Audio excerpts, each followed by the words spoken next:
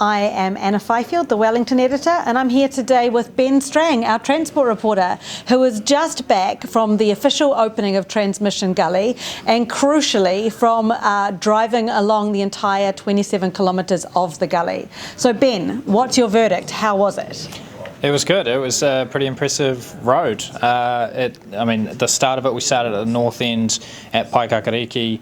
It is extremely steep heading up, but a little bit like Nauranga Gorge, about twice as long as that. But what's most impressive is the concrete cuttings, the work that's gone in to make sure that it's stable up there, goes straight through a fault line, so they had to factor that in and make sure that the road wouldn't collapse or worse in a 1 in 2,500 year event. So that's very impressive.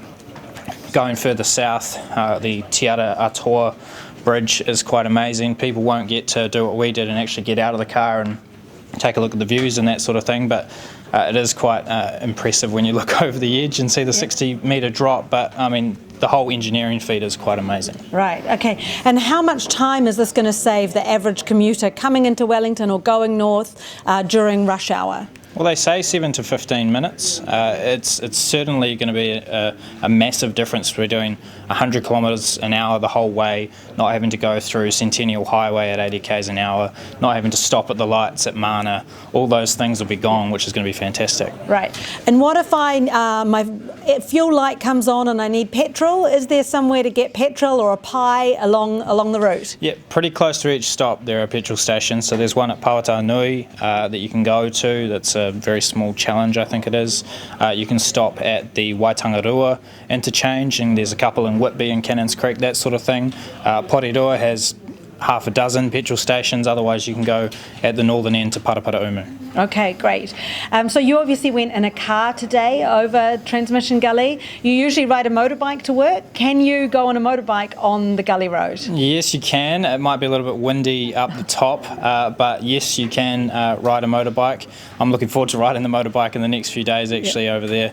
I think it'll be a really nice ride. Okay, and what about me on my e-bike? Can I go on Transmission Gully? No bikes, no walking, no running, none of that stuff. Just for vehicles. Okay, great. And we saw when you were doing this journey today that the signal cut out a few times as you were trying to phone in. We know there are black spots on the road. How bad was that? When did you lose cell phone reception? Yeah, so just south of the Wainui saddle, we lost coverage for a few kilometres, something like that. We're on Vodafone, but I think it's all networks basically cut out when you go into the hills.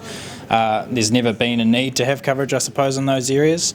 It also cut out very briefly after we went through the Te Ara Nui interchange.